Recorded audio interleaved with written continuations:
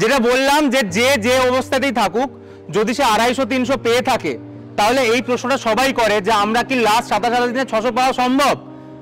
হ্যাঁ সম্ভব, তবে কিছু জিনিস রিলিজিয়াসলি ফলো করতে হবে, ডিসিপ্লিনড ওয়েতে, তবেই সম্ভব, যেটা 99% ছেলেমেয়ে করবে না শোনার পরেও। আমি আশা করি এই যে কথাগুলো আমি বলবো সেগুলো তোরা ফলো করবি, এই বিশ্বাস রেখে আমি এই কথাগুলো বলছি। যদি করিস তাহলে সফলতা কেউ আটকাতে পারবে না, এই গ্যারান্টি আমি দিচ্ছি। যদি করিস ফর নেক্সট 27 দিন প্রত্যেক দিন 8 ঘন্টার বেশি বা কম ঘুমের প্রয়োজন নেই, তাহলে আমি ধরে নিলাম তোদের হাতে 16 ঘন্টা রয়েছে, সেই 16 ঘন্টা থেকে আমি আরো 6 ঘন্টা বাদ দিয়ে দিলাম। খাওয়া দাওয়া, রিল্যাক্সেশন, গল্প সব এনাফ, আমার মনে হয় এনাফ। তো 8 আর 6 14 ঘন্টা বাদ দিয়ে দিলাম, পড়ে রইল 10 ঘন্টা। এই 10 ঘন্টাকে 3 ভাগে ভাগ করবি, 3 ভাগে ভাগ করে নিবি। তার মধ্যে একটা ভাগ হচ্ছে দুপুর 2টো থেকে 5টা 20, যেখানে বসে প্রত্যেক দিন নেক্সট 27 দিন ধরে একটা ফুল সিলেবাসের মক 180খানা প্রশ্ন নিয়ে বসবি, বায়োলজি, ফিজিক্স, কেমিস্ট্রি মিলিয়ে, এবং সমস্ত চ্যাপ্টার মেলানো কোশ্চেন, মানে ফুল সিলেবাস মক টেস্টের কথা বলতে চাইছি। কোনো ম্যাটার করে না কোন ইনস্টিটিউটের ফুল সিলেবাস মক টেস্ট, কোন বইয়ের ফুল সিলেবাস মক টেস্ট, যা পাবি তাই করবি। কিন্তু প্রতিদিন একটা করে এরকম 100 আর 200 খানা প্রশ্ন নিয়ে তুই দুপুর 2টোয় বসে যাবি। কোথায় বসবি?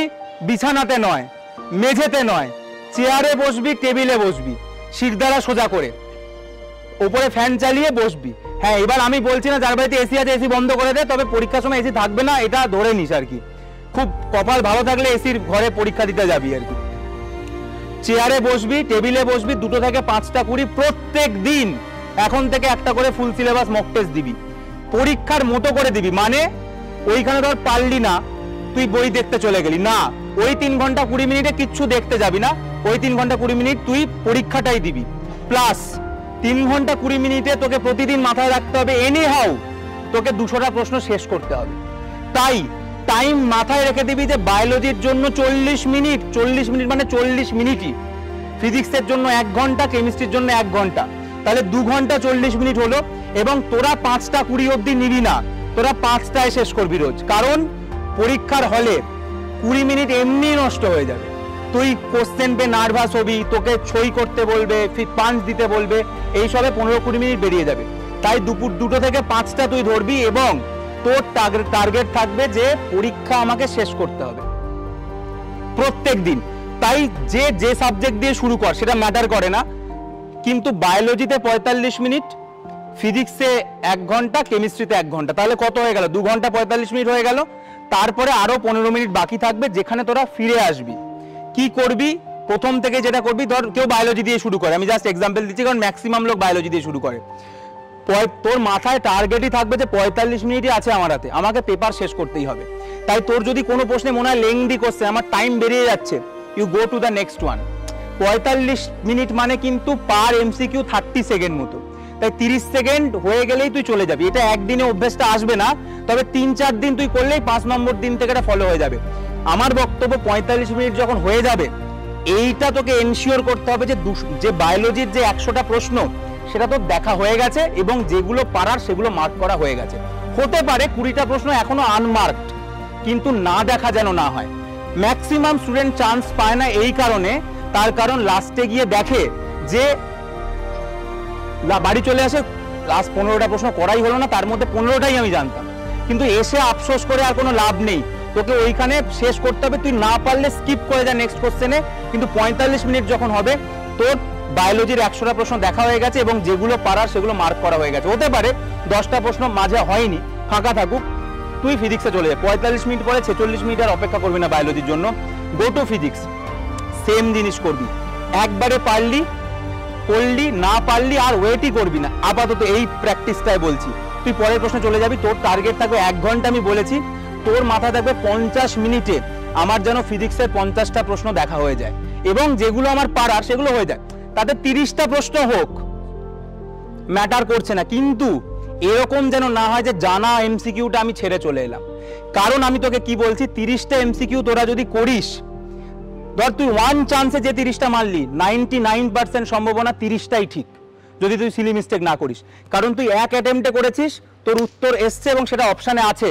99.9% চান্স ওই অপশানটা কারেক্ট, তাই ভুল হওয়ার সম্ভাবনা নেই। কিন্তু তুই পারছিস না, তুই অপশান দেখছিস, ব্যাক ক্যালকুলেশন করছিস, এই করতে গিয়ে তো তোর টাইম গেল, মাঝখান দিয়ে তুই হয়তো ধর আমি যে প্রসেসটা বললাম তাতে হয়তো তোর 45 মিনিটে তুই 30টা এমসিকিউ করতে পেরেছিস, 20টা তুই ছেড়ে দিয়েছিস, 45 মিনিট হয়ে গেছে, তুই কেমিস্ট্রিতে চলে গেছিস। কিন্তু তুই যদি কোশ্চেনে পড়ে থাকিস হয়তো তোর 35টা প্রশ্ন অ্যাটেম্প্ট হবে, 15টা পুরো অদেখা থেকে যাবে, আর ওই 35টা প্রশ্ন যেহেতু তুই ওর মধ্যে ঘেটিয়েছিস, ব্যাক ক্যালকুলেশন করেছিস, ওই 35টার মধ্যে 15টা ভুল হবে, 20টা ঠিক 15টা ভুল, আর 15টা দেখিস নি যেটা হয়তো 15টাই পারতিস তার মধ্যে। তার থেকে 50টা দেখে নে, 30টা কর, 30টাই ঠিক হবে, 120 হয়ে যাবে সিকিউর। এবং আমি 1 ঘন্টা বলছি, তুই 50 মিনিট হয়ে গেলে তুই কেমিস্ট্রিতে চলে যাবি, কেমিস্ট্রি 50 মিনিট করে নে, কেমিস্ট্রিও 50 মিনিট করে। কেমিস্ট্রি দেখ ফিজিক্সের মতো নয়, বেশিরভাগ ওয়ান লাইনার, ইনঅর্গানিক তো পুরো ওয়ান লাইনার, তুই পারলে পারবি, না পারলে ভাবার কিছু নেই।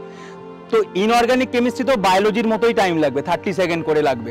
অর্গানিক কেমিস্ট্রি ও কনভার্সন যেগুলো তুই জানলে পারবি, না জানলে পারবি না, ওখানেও টাইম। শুধু ফিজিক্যাল কেমিস্ট্রিতে অঙ্ক করতে হবে, যেটা 1/3 অফ দ্য কোশ্চেন। তাই বায়োলজি কেমিস্ট্রিও তোর 50 মিনিটের মধ্যে তোকে সবটা দেখে নিতে হবে। তাহলে আমি যা হিসেব দেখছি 40 minute biology, 50 minute physics, 50 minute chemistry, মানে 140 মিনিট হলো। এখনো তোর হাতে 40 মিনিট রয়েছে। এই 40 মিনিট এবার তুই ফিরে আয়, আগে বায়োলজিটা করে নে, যেগুলো বাকি রয়েছে সেগুলো করে নে, যেগুলো ফিজিক্সে। কিন্তু তুই এই যে প্রথমে 140 মিনিট টাইম দিলি, এই 140 মিনিটে কিন্তু তোর সমস্ত জানা প্রশ্নগুলো সলভ হয়ে গেছে। এইটা কেউ করে না, তোরাও করবি না, আমি চাই তোরা কর, একটু ব্রেক কর, একটু। প্রত্যেকে আমরা এটা বলি 100 জনের মধ্যে 99 জন কথা শোনে না, তোরা এটার ব্যতিক্রম হ, তোরা শোন কথাগুলো। পেপারে আজকেও করে, তুই এখানে জিজ্ঞাসা যদি আমি করি 100 জনের মধ্যে 80 জন বলবে পেপার সব কোশ্চেন দেখা হয়নি, আমার টাইম বেশি লেগে গেছে। এইটা করার কোনো জায়গা নেই, তোকে শেষ করতেই হবে পেপার, এবং শেষ করে তোকে এই জিনিসটা করতে হবে। এইটা ভাবে প্রত্যেকদিন 3 ঘন্টা 20 মিনিট পরীক্ষা দিবি, প্রতিদিন 2 থেকে 5টা করি চেয়ারে বসে। এর পরের টাইমটাতে তুই এবার এই পেপারটা অ্যানালিসিস করবি, তুই ব্রেক নিবি, একটা ব্রেক নিয়ে এবার তুই দেখবি যে কোনটা কোনটা পারলি না। 3টে কারণেই না পারতে পারিস। 1, তোর কনসেপ্ট নেই। 2, তুই এটা কোনোদিন পড়িসনি। 3, তুই সিলি মিস্টেক করেছিস। এই 3টের বাইরে কোনো অপশন হতে পারে না।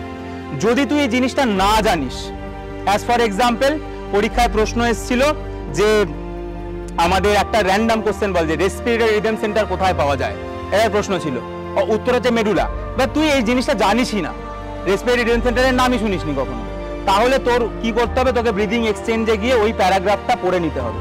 এটা হচ্ছে যদি তুই না জানিস, এটা তার উপায়। 1, 2, যদি তোর কনসেপচুয়াল প্রবলেম থাকে, একটা রোটেশনাল একটা অঙ্ক এসছে, তুই চেষ্টা করেছিলিস একবার, উত্তর মেলাতে পারিসনি, তুই ছেড়ে দিয়ে চলে গেছিস, কারণ প্রশ্নে পড়ে থাকা যায় না, তোকে পরের প্রশ্নে চলে যেতে হবে।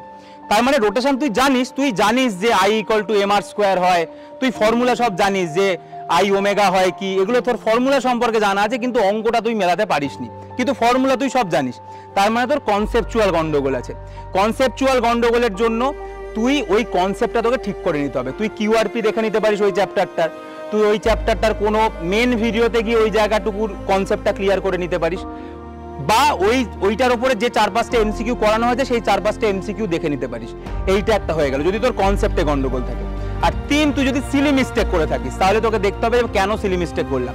হতে পারে সিলি মিস্টেকটা তুই করেছিলিস পুরো প্রশ্নটা না পড়ার জন্য, তাড়াহুড়ো করেছিলিস, পুরো প্রশ্ন পড়িসনি, এক্সেপ্ট শব্দটা বাদ দিয়ে দিয়েছিস, অ্যান্সার ভুল করে দিয়েছিস। বা ম্যাচ দ্য ফলোয়িং ছিল একটা, প্রথম অপশনটা তুই পড়েছিলিস, পরের 3টে পড়িসনি, তাড়াহুড়ো করেছিস, ম্যাচ দ্য মানে পুরোটা না পড়ার জন্য তোর সিলি মিস্টেক মানে জানা জিনিস ভুল হওয়া। তোকে দেখতে হবে জানা জিনিসটা কেন ভুল হলো, সেই জিনিসগুলোকে তোকে তারপরের সেগমেন্ট, তারপরে 3-4 ঘন্টাতে তোকে এই জিনিসটাকে ক্লিয়ার করে নিতে হবে যে সিলি মিস্টেকটা কেন হলো। হয়ে গেল।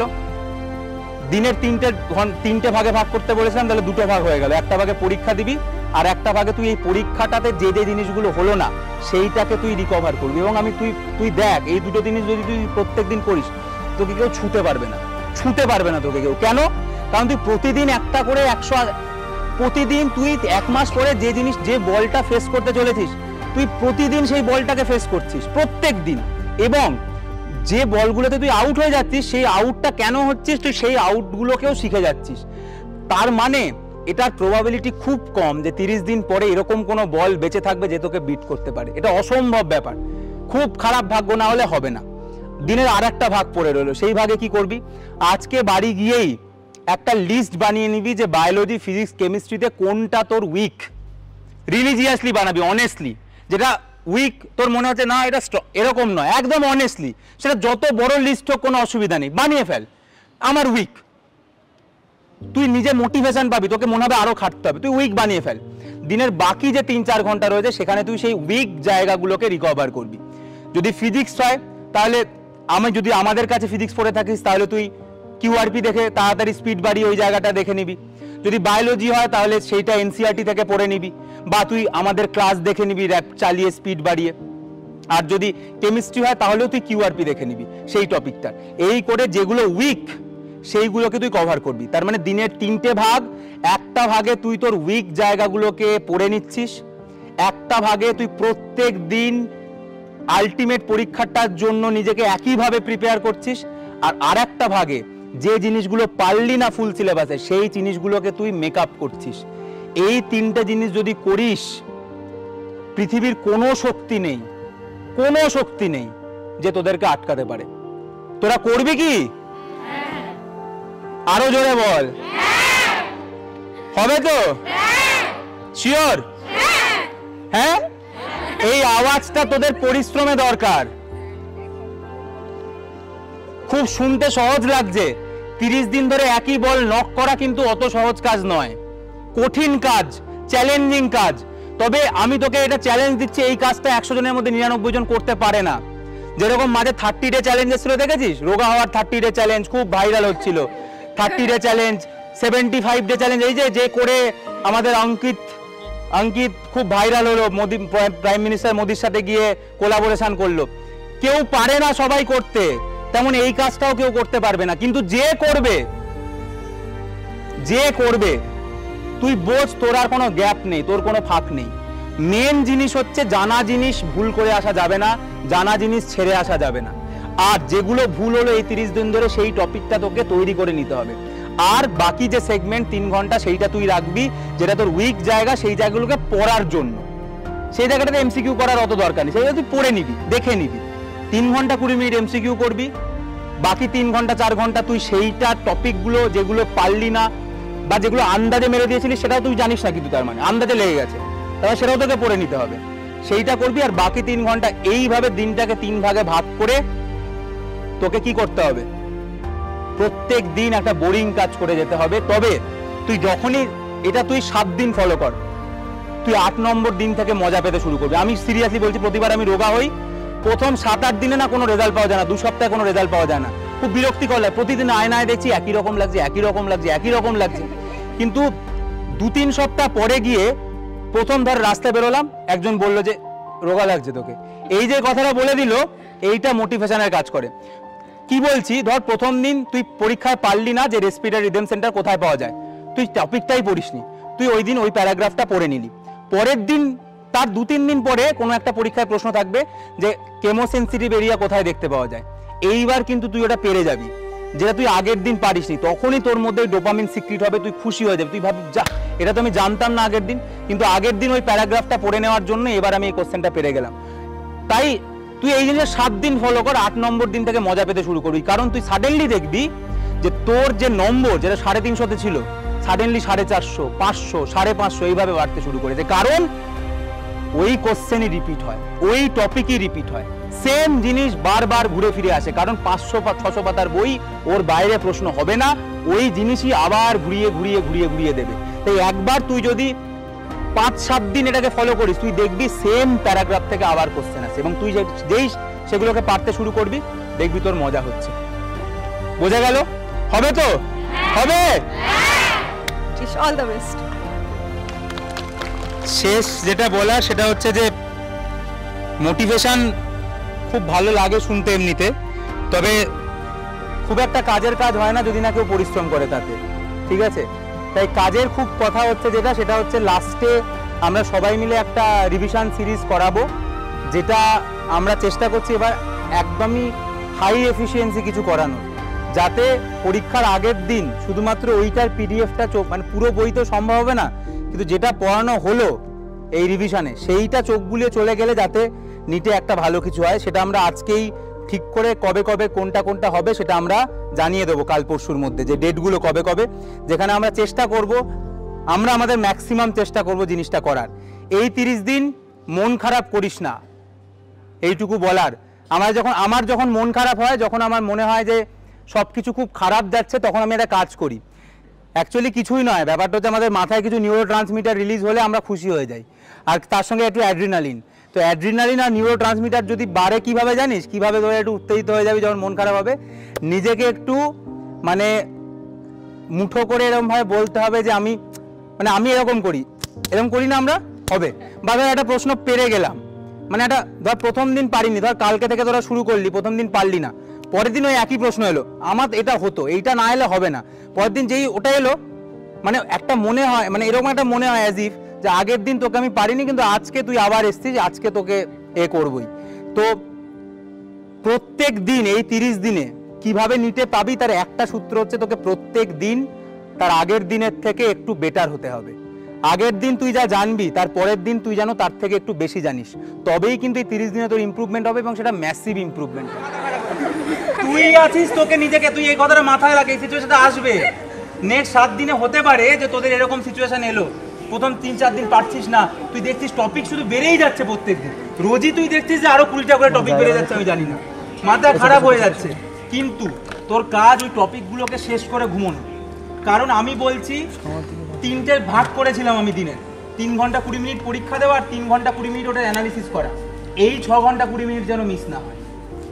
একদিন ওই 3 ঘন্টা 20 মিনিটটা শেষ করতে বেশি টাইম লাগলো, তুই দেরি করে ঘুমালি, পরের দিন ওই উইকটা অতটা কভার করা হলো না। কিন্তু এই দুটো যেন কোনোভাবে মিস না হয়।